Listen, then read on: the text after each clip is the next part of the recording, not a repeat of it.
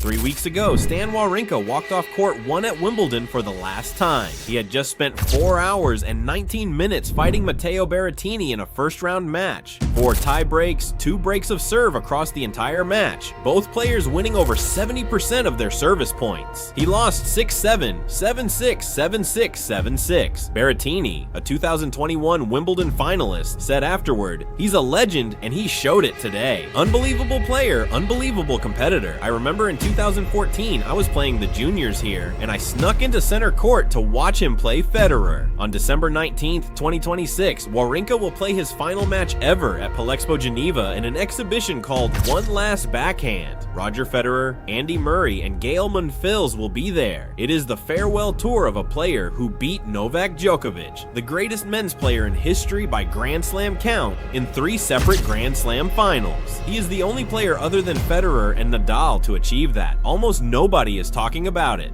Stanislas Wawrinka was born on March 28, 1985 in Lausanne, Switzerland, the same country and almost the same generation as Roger Federer, who is 3 years and 8 months older. That timing defined the first decade of his career. Wawrinka turned professional in 2002, cracked the top 10 by 2008, and spent the next 6 years hovering between world number 8 and number 25. Good enough to be considered elite, not good enough to win the things that define elite careers. Swiss media barely covered him. Why would they?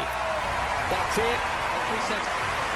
Federer was winning 17 Grand Slams in the same window. Wawrinka was the other Swiss player. What made this frustrating for anyone watching him closely was that Wawrinka's one-handed backhand was, even during those years of mid-table results, widely considered the most technically pure ground stroke in professional tennis. John McEnroe called it the greatest single shot in tennis. Not the greatest backhand, the greatest single shot. John Newcombe, twice Wimbledon champion, said in 2015 that it was the most beautiful strike he had seen in 40 years of watching professional tennis. Wawrinka spent 6 of his best physical years ranked below a compatriot, winning no majors, while coaches and commentators pointed at his arm and told audiences he was capable of so much more. He won the junior title at Roland Garros in 2003. He won Olympic gold in doubles, alongside Federer in Beijing in 2008. He made the top 10. By 2013, his career win percentage against Djokovic stood at 0. He had played him 4 times at Grand Slams and not won a single set, and then for 12 months, everything changed at once. On March 28, 2013, his 28th birthday, Wawrinka had a quote tattooed on his left forearm. It is from the Irish playwright Samuel Beckett's prose piece, Worst Word Ho, published in 1983. The tattoo reads, "Ever tried, ever failed. No matter, try again, fail better." He explained the timing in an interview that year. "I first saw the quote a long time ago. It always stayed in my mind. It's how I see life in tennis. There is always disappointment, heartache. You are losing almost every tournament. You need to just accept it and be positive, because you are going to lose and fail." He tattooed it on his 28th birthday, still without a Grand Slam title, still ranked number 21 in the world. In the 12 months that followed, his career changed completely. Wawrinka himself acknowledged this later. "The timing of this tattoo is special. I did it on March 28th, 2013, my birthday, and I won my biggest victory soon after."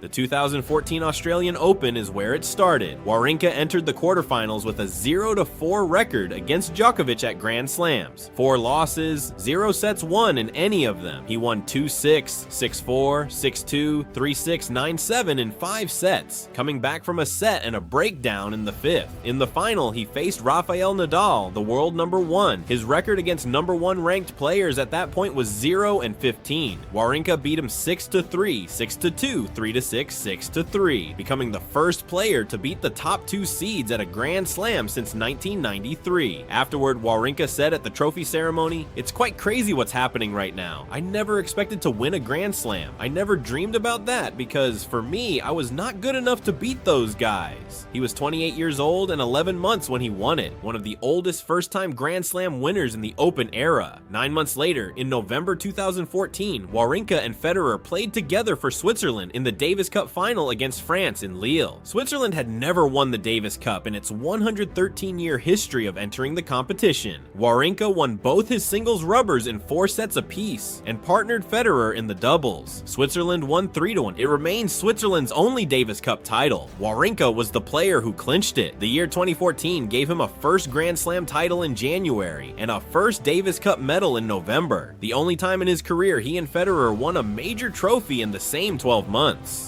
Swiss sports media still ranked Federer above him in every year-end summary. In June 2015, Djokovic arrived at Roland Garros chasing the calendar Grand Slam, all 4 majors in a single calendar year. He had won the previous 3. In the final, he faced Wawrinka, who had already beaten Federer in the quarterfinals. Djokovic was the heavy favorite. Wawrinka won 4-6, 6-4, 6-3, 6-4 in just over 3 hours, hitting 62 winners. The match point came on a cross-court backhand winner down the line. The shot McEnroe had called the greatest in tennis, played at the highest stakes moment of Wawrinka's career to that point. Djokovic slammed his racket into the clay in the 3rd set and had to be warned by the chair umpire. The calendar Grand Slam attempt was over. Asked about that match at Wimbledon in 2026, Wawrinka reflected, "It was a part of my career. I was playing such a good level that I knew when I was entering the court against Novak in a Grand Slam, I was able to beat him." September 11th, 2016. US Open Final, Djokovic versus Wawrinka. Djokovic was world number 1 and the defending champion. He had beaten Wawrinka in their previous 7 matches. Wawrinka won 6-7, 6-4, 7-5, 6-3. His 3rd Grand Slam title in 3 years, each one on a different surface. Hard, clay, and hard again in New York. He was the only player in the Open era to beat a number 1 ranked opponent in 3 different Grand Slam finals. Djokovic sat in his chair after the last point and stared at the court for 90 seconds without moving. The pattern across all 3 finals was identical. Wawrinka beat a major champion in the quarterfinals, a major finalist in the semifinals, and the world number 1 in the final, every single time. The US Open 2016 title was Wawrinka's last. He never won another tour-level match that mattered in the same way again. In 2017, his knee began deteriorating. He reached the French Open final that year, losing to Nadal 6-2, 6-3, 6-1 in 2 hours and 9 minutes, winning only 1 service game across 3 sets. His movement visibly broken from the first point. He lost in the first round at Wimbledon the following month. In August 2017, ranked world number 4, he announced 2 surgeries on his left knee, one after the other, and would miss the rest of the season and most of 2018. His ranking fell to number 263 at its lowest point. He described the mental side of that period to ESPN. How am I going to handle that pain? Well, not only in the knee, but that pain of trying to get back to your level by being so down and weak mentally. That's when I had some tough days. He came back. He won a round at the 2018 Australian Open. He reached the quarterfinals of the 2019 French Open,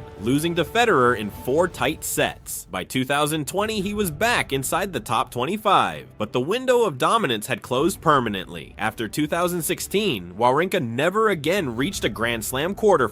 He had 6 more years of competitive tennis ahead of him and a career record that would eventually reach 588 wins and 384 losses, $38.3 million in prize money, and 10th place on the all-time ATP earnings list. But no more titles and no more sets won against Djokovic at a major. In December 2025, Wawrinka announced 2026 would be his final season. He has spent the year saying goodbye to every tournament he has attended for 2 decades. Dubai, the Australian Open, Roland Garros, and now Wimbledon, where he played 19 times and went 23-19 overall. His Wimbledon farewell match on June 30th, 2026 was the kind of match that only happens to players who have been doing this for 24 years. He took the first tiebreak 9-7. He lost the second 18-16 in a 34-point tiebreak, the longest tiebreak of his Wimbledon career. He lost the third 9-7. He lost the fourth 7-5. He won no sets. He held serve at 70% and still lost. He is the oldest player to compete in a Grand Slam main draw since Ivo Karlovic at the 2021 US Open. On December 19th, 2026, he will play one last backhand at Palexpo Geneva, named after the shot that beat Djokovic 3 times in Grand Slam finals, that McEnroe called the greatest in tennis, that a generation of coaches showed to their pupils as the technical standard to aim for. Federer, Murray, and Monfils will be there. Wawrinka said, "I wanted to to create something truly special so that we could enjoy one final evening together. Stan Wawrinka spent 6 years ranked inside the top 25 without winning a Grand Slam. He tattooed "Fail Better" on his arm at 28. He won 3 Grand Slams in the 3 years that followed, on 3 different surfaces in 3 different countries. He beat the world #1 in every single final. He is the only player other than Federer and Nadal to beat Djokovic in 3 separate Grand Slam finals. He won his first Grand Slam and Switzerland's first ever Davis Cup in the same 12-month period, and Swiss media still led every year-end review with Federer's name above his.